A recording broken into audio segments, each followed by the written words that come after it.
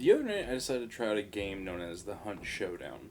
It's a sort of gothic battle royale set in a turn-of-the-century southern town overrun by zombies and creatures, and you essentially just hunt down monsters. And it kind of gave me an idea for a new type of show, combining the novel curiosity that comes with a lot of the cryptid shows that show you on Discovery Channel the different monsters and folklore, how they came to be inspired, and even some of their real-life inspirations, mixed with a season 1 supernatural of a team sort of Scooby-Doo style hunting monsters in an adult dark horror setting, and then throwing in just a dash of western cowboy themes and guns at the post-war, that is to say post-Civil War period, the post-bellum period, for good measure.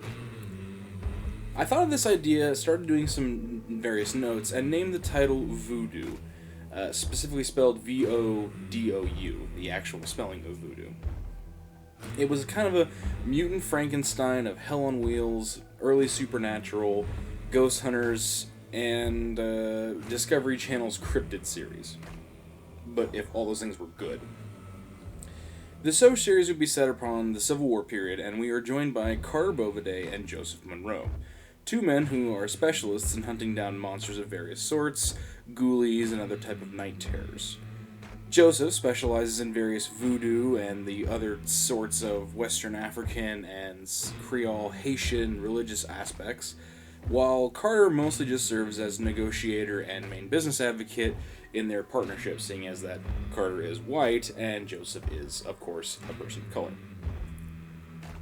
And from there on, the series kind of expanded out as just a company of people hunting down monsters to make their bread in a sort of grounded fiction of the post-war South and various themes therein. And that's what I'm going to be talking today on Pitched, my idea for a series called Voodoo. Now, in a lot of ways, I wasn't lying when I said that this borrows a lot from Hell on Wheels or early seasons of Supernatural, where we essentially have a very basic formula.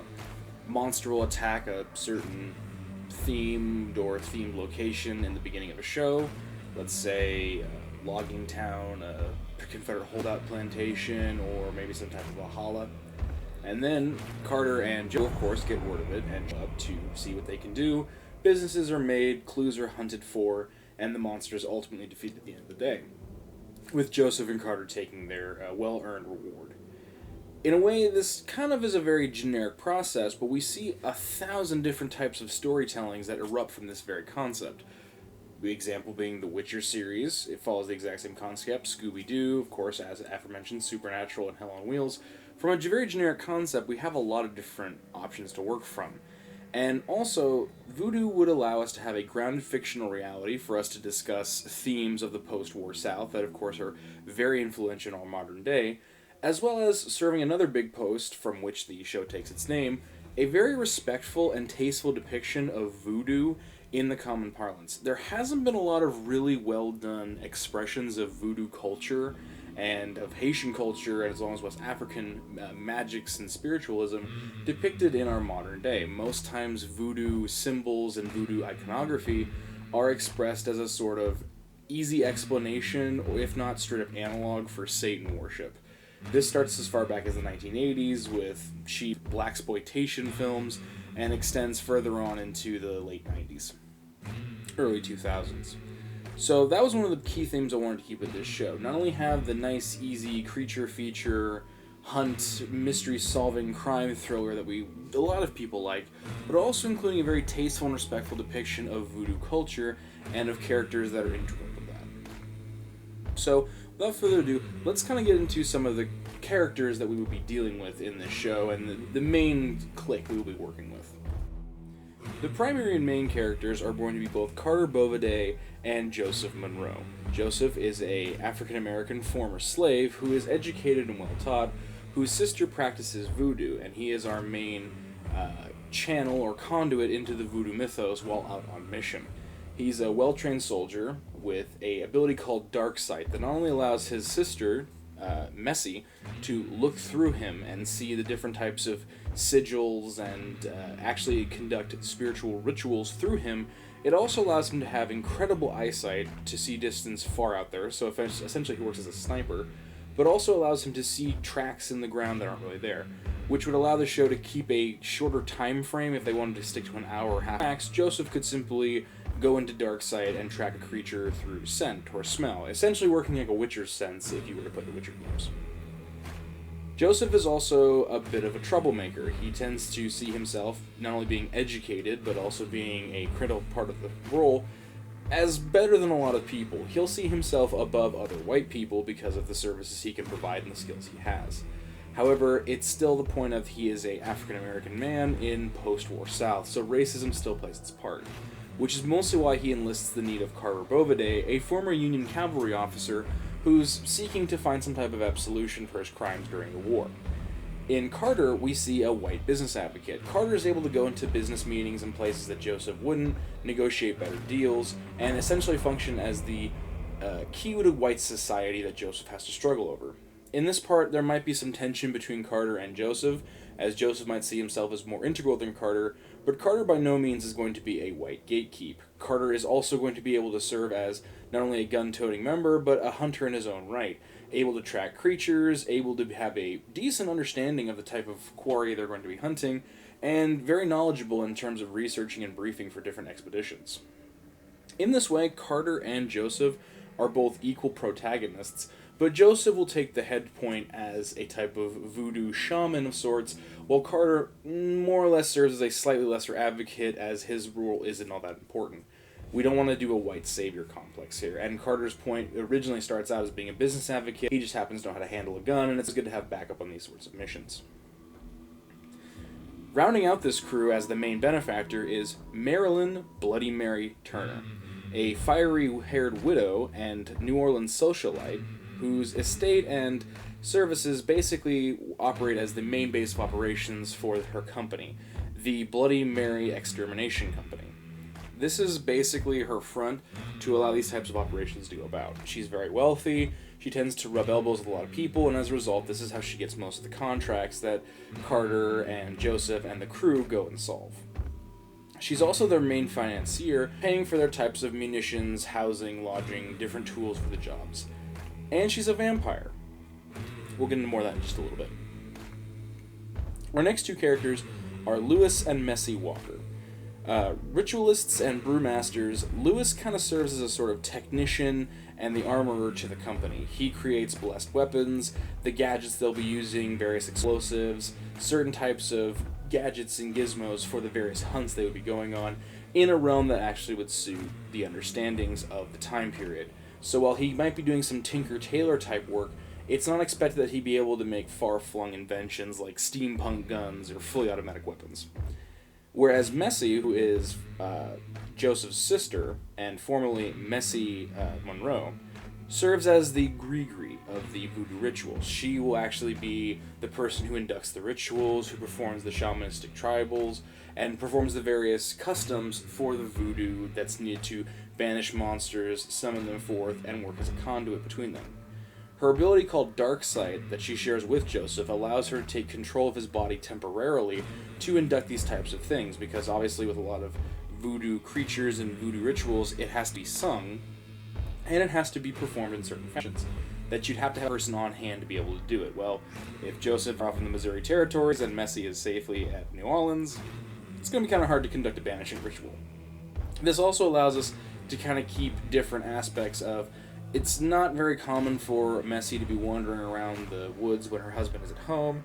It's obviously a lot safer to keep her in one place, as Grigris have to train other Grigris. It's not like the knowledge is written down and passed along through classes. Much of the voodoo traditions is passed on from priestess or holy worker to the next one. So she wouldn't likely be able to go out on very dangerous missions with horrible creatures trying to hunt her down. Also knowing that she would be a very vicious threat to her first, since she's the main method by which they would exterminate them. So this kind of gives a reason why Messi would serve as more of the bookworm archetype, but also, let's not condone her too. She sits in the back and functions as a sort of pseudo-ritualist / voice from the clouds. Messi is also in charge with teaching the rituals and teaching the aspects, and are the audience's manifestation and gateway into the type of voodoo lifestyle. She would be doing the brews, she would be educating them on how to do things, and it would be her word that would be final on how the creature was to be defeated. Carter and Joseph would essentially be lost without Messi, and Messi would take up multiple screen times for when the missions they have to go on are within the Nolans proper. But for far off and field missions into the Bright Wander, it's usually easier just to have Joseph and Carter show up for these missions. But make no mistake, Messi and Lewis would be daily occurrences just as much as anyone else. A final character is going to be Montgomery P Abernathy, who mostly serves as a foil and as a comedic relief routine. He's a drunken ex-Confederate who wields magic pistols that he gained by selling his soul to the Demon of the Crossroads. Although, when asking him directly, he'll explain that story in a lot more pomp and circumstance. The survivor of the Civil War, Abernathy, angel threatens to save his tradition.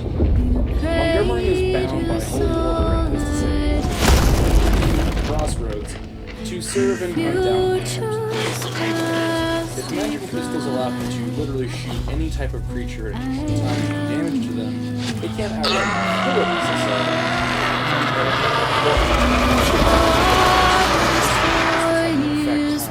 Standard humans. In the same regard, no one else can use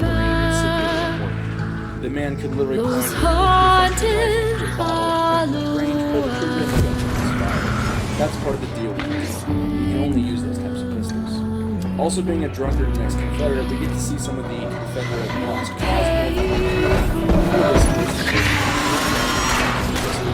but ultimately he is in fact serving as a hired gun, voice in the South that operated from the White. Another character would be Sakara Bernard. Now, Sakara is a novelist. He is a expert and someone with various types of things. When the job comes up where it's not monster or ghost, Sakara is called in.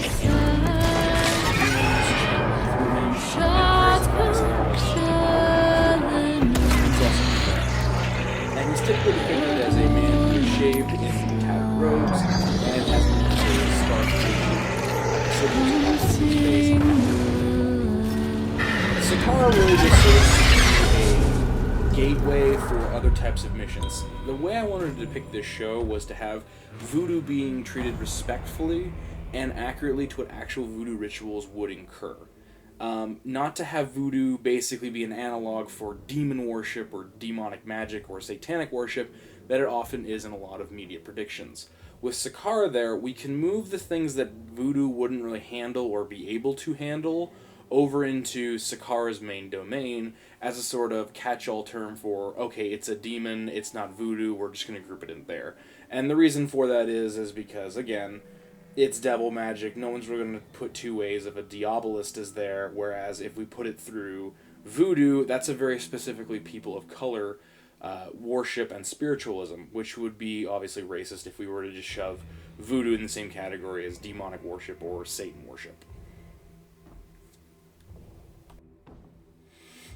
There would also be other various characters that would filter in and out of the show as time went on, from Estevan and even Kershavinsky, which would, of course, be our Eastern European aspects to Bloody Mary's secondary plot.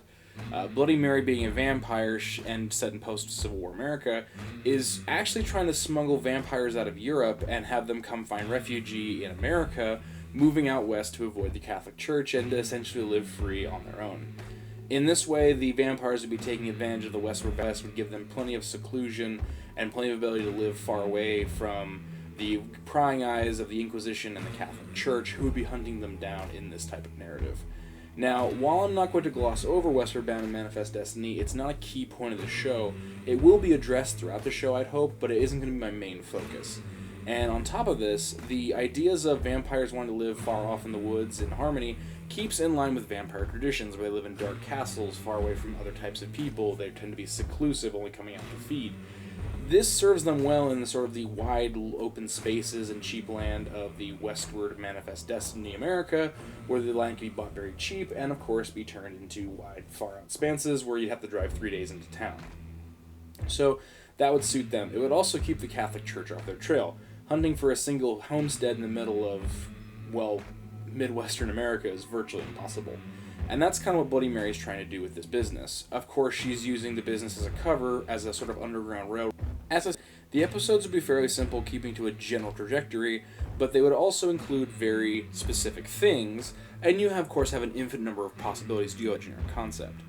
The key parts we would bring up in each episode would be, number one, a monster, or a ritual, or some type of banishing required for it, and a reference to the overall bigger plots going on in the background. Not all episodes would, of course, go specifically with Carter and Joseph. Not all episodes would be about the vampires moving out west, and not every episode would, of course, have a monster hunting show. We want to keep things fresh, but that's the general principle of which the formula is going to work with. So let's, of course, get down to the nitty-gritty of what everybody wants to see in a show about hunting monsters, and in the sort of crime thriller noir type way, the monsters themselves. So this is grounded fiction. That is to say that the monsters should be based off folktale and folklore. We don't want to be summoning anything big like Satan himself, or Shivrashana, or the Torask from Dungeons & Dragons. We want to keep these creatures to be fairly mountable odds that people could fight and handle. We also don't want to do straight up werewolves and the usual basics of actual beast-like monsters. We want to throw in there some types of ghosts or ghoul-type creatures, as well as plenty of types of demons and demonic possession. This is not only to keep a budget down if you're producing a show that had to create actual creatures without going to the CGI route, looking at you, Sci-Fi Channel, but this would also allow for a nice change-up. Hunting a large beast after a while just gets kind of boring. Sometimes the cheap demonic possessions can be a bit more interesting. As a result, we would also have to expand on the folklore. So because you have Nolans in the post-war South and the westward bound to America coming in, because we have a lot of Chinese nationals coming onto the railroad, it's possible that with these Chinese nationals came some sort of Chinese monster or yokai or demon, and that they would have a specific ritual for banishing them that had to be explored within the show. Perhaps these Chinese workers were sick and tired of their railroad boss being a problem, summoned a monster to take revenge on him, and things went awry. It's a total possibility. It also allows us to expand different cultural aspects. With all the immigrants coming in from Europe due to the various plagues to help out, as well as Bloody Mary Turner's vampire refugees, we would also see other sorts of different creatures being summoned and brought into the aspects. So this would essentially make the monsters fall into one of three different categories. Number one, a tried and true folklore creature. This is to say that variations on werewolves could be multiple types of shows. But these are very much creatures that everyone knows about. They're very much set in folklore. They have a set style and a set specification for getting rid of them, and they would fill in the position. Our next type of monster would be homebrew monsters. Now this could include monsters that are completely formed out of the writer's minds, something new and exciting. They can also be creatures that maybe had a real-life inspiration, like let's say some type of monster from Aztec mythology, but there wouldn't be any Aztecs or any Aztec culture to bring it over to, say, Missouri in the 1890s. As a result, we're going to make up essentially variations on the creature that either moved through various Native American populations or had inspiration in other Native American populations or other native populations, and the creature, while slightly altered, still follows the same vein, the way the vampire is spread throughout the world. It would also allow us to create brand new monsters to keep things fresh. Different types of creatures with different types of weaknesses and different types of effects that would allow the writers to have a decent amount of influence with real-world aspects, but still bring them into the show.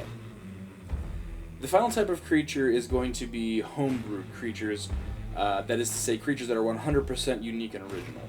They might borrow some themes for being fit into a southern lifestyle, such as an alligator woman, or maybe some sort of bison man, or the variation on wendigos that are completely unique in their own respects, but they wouldn't go so far as to overshadow their actual inspirations that they came from.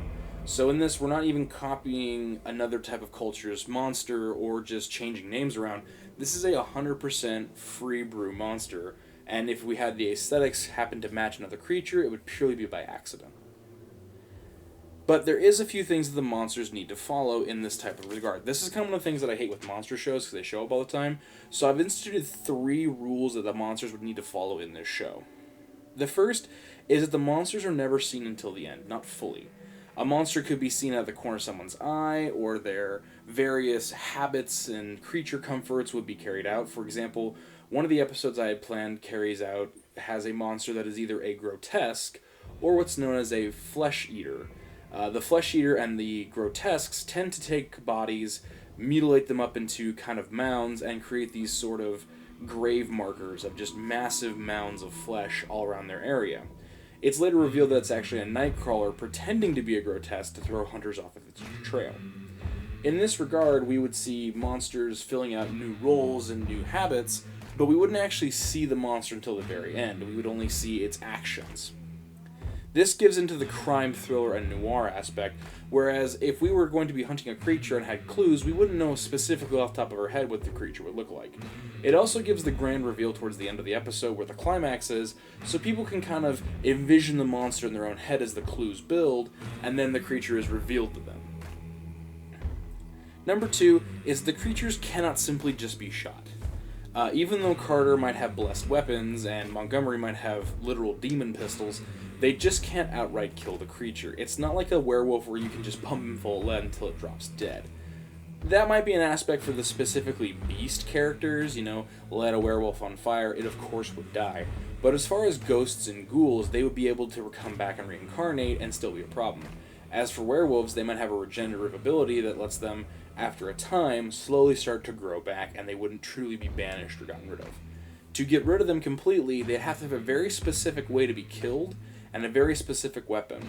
So a werewolf might be able to shrug off fire after a time and regenerate, but if you shoot through the heart with a silver bullet that's been blessed by a priest, it's going to go down.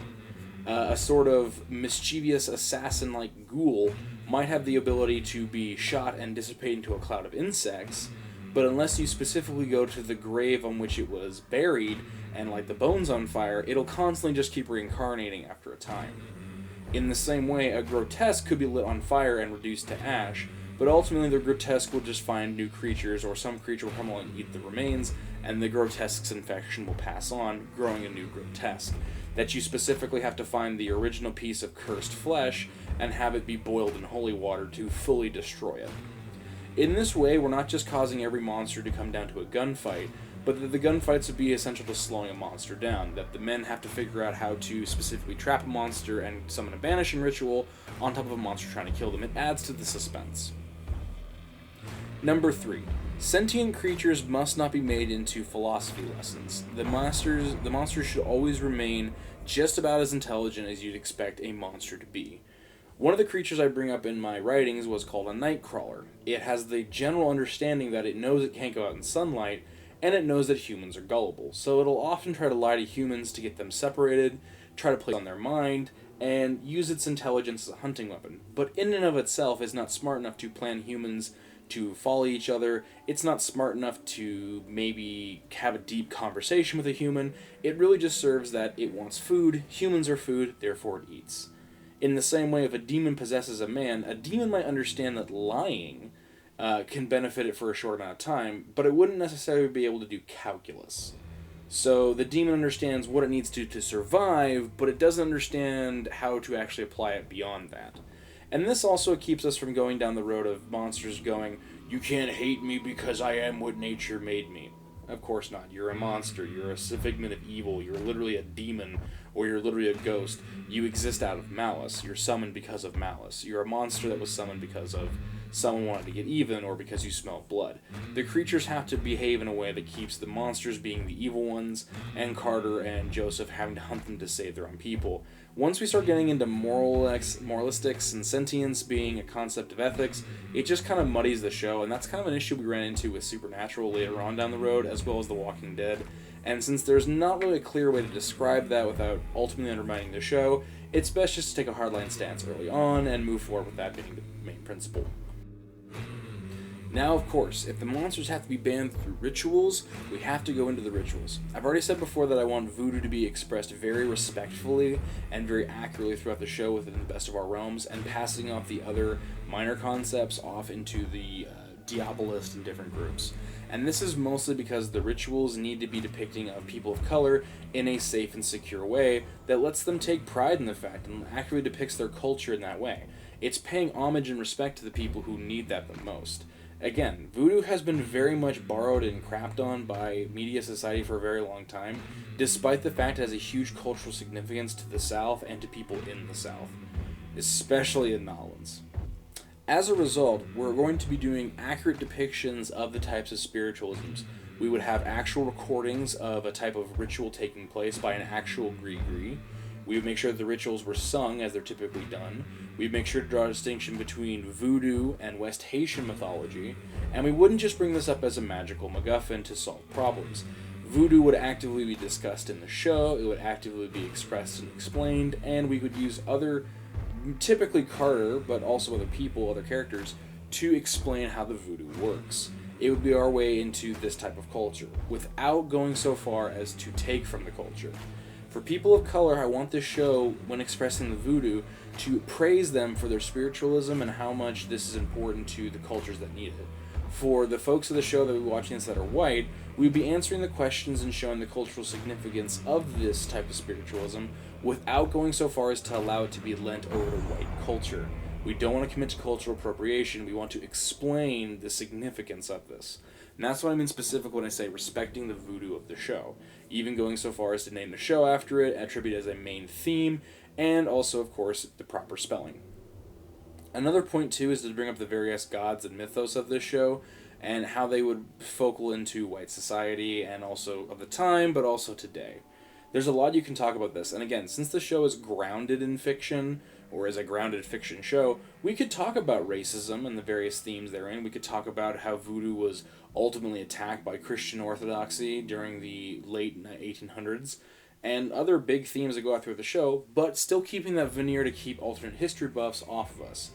This is basically saying that because the show is magic, we can have whatever discussions we want and simply mark it off as this show is fiction. But we're still getting the message out there, which really just goes a long way to keeping the more vocal lore nerds off our ass, because let's face it, if you have a historic fiction but talk about certain concepts, there's always some history buff who's sitting there to say, these types of discussions would never happen, and here's a quote. With fiction, we're allowed to have a lot more freedom to make the arguments.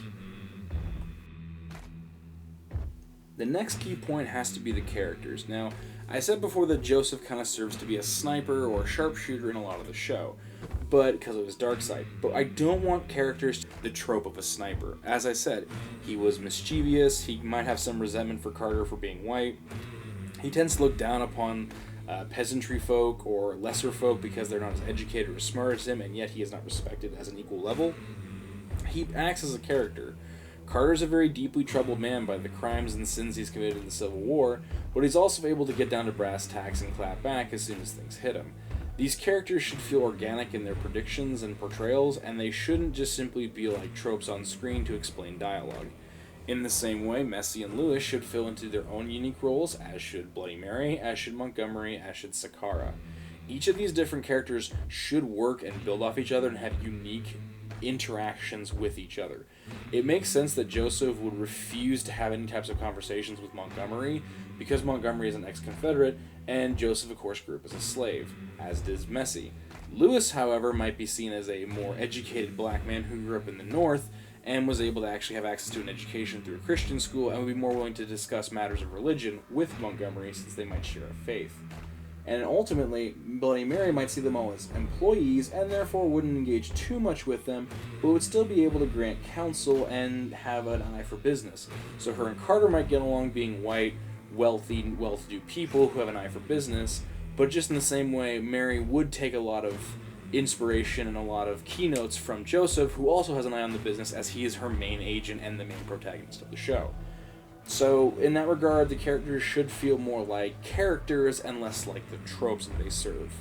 And of course, we will expect to see some type of character arc. Montgomery should, over time, grow to become more sober and more open to the ideas of working with people of color. Carter should work to improve his depression and to increase his understanding of the creatures he's hunting and dealing with. Messi might learn to be more open to other types of religions, but keep strong to her faith in voodoo, and Lewis would learn new skills as time goes on to improve his types of weapons and craft, as of course, this is a very industrious period for weapons development in the times. Let's also not forget side plots. I understand it's completely unrealistic to pretend that Supernatural could keep the easy Season 1, Season 2 type brothers saving people, hunting things attitude going forever, there of course had to be an overarching meta plot, which is why I've included a very easy one with, of course, Bloody Mary being indebted to rich aristocrats in Europe to move immigrants over into America. The side plots, of course, of Carter dealing with his depression and PTSD, Joseph learning to be a bit more calm and patient to people and understanding that not so much that he needs to be respectful to people even if they aren't respectful to him, but learning that not everybody had a hand in slavery and that the hearts and minds of people can be won out and you can still get paid at the same time. That it pays to be a bit more humble with people that are willing to give you a shot, but for people who are assholes, go ahead and be an asshole. There's also the concept of Montgomery working out his deal with the devil, as it was to say, and of course, as I said, Lewis learning new skills and Messi becoming maybe more endowed with people around Nolans. But the side plots really just serve to have some type of breakup to the monotony. I really do think that the conversations being had here should focus primarily on the monsters and of voodoo and, of course, of the type of themes around the South. It shouldn't venture too far out. I don't want to go more than 3 episodes in a row without having some sort of a monster hunt.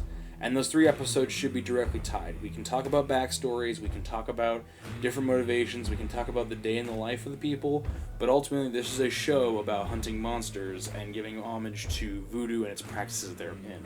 It's not a drama, it's not a soap opera, it's not a thriller.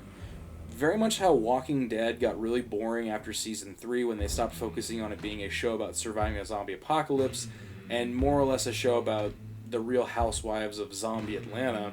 I don't want to go down that road because it's a very quick way to kill off a show, especially one that has so much interesting potential as this one does. I also have some show. Number 1, obviously, if the show goes too far into soap opera land, it should of course be killed. That would be my own wish if I was to create this show. But also that the characters, in a lot of ways, do come to handle some of their shortcomings. I want the characters to have shortcomings. Carter can be patient and calm, that sort of military man, but ultimately is plagued by the fact that he has to learn to forgive himself for the things he did. Joseph might be brash and an excellent shot and prideful, and he shouldn't learn to lose that pride, but he should certainly learn to have it more dialed back and be in control of it. I also want the show to keep to its more gothic Western roots. While depicting Nolans can be seen as bright and bombastic and fun, and maybe going out west is depicted as more clear and clean and open sky and rustic and almost peaceful, the show should always keep to a dark gothic root, very much how we see in the Hunt Showdown. It should be gritty and grimy, and never forget the fact that it is a horror show built on showing monsters and their deeds. It should never go so far as to be a simple problem that people can solve. In essence, you don't want to clean it up for the sake of showing off new appeal. The weapons go, which of course play a part in the show, I think the characters should be selecting weapons based on their hunting, and that should have a part in it. The characters shouldn't have signature weapons, but in the same regard, I don't want to see steampunk or like an automatic rifle being built to help hunt monsters. The weapons mostly serve as utilities, not so much as actual specific pieces to themselves. It's not a show showing off weaponry, so having holy bullets in a Colt 1885 would make sense. Having a Sharps rifle that might fire an explosive charge, that kind of makes sense. Elephant guns that fire almost shrapnel grenades. Alright, we're pushing it. But when we go into the realms of, say, automatic weapons, that just doesn't make sense for a hunter. It would be big, it would be bulky, the men couldn't hunt down a werewolf with it. It really wouldn't serve a purpose. In the same regard, I don't want to see characters picking up bows and arrows when there's rifles laying around.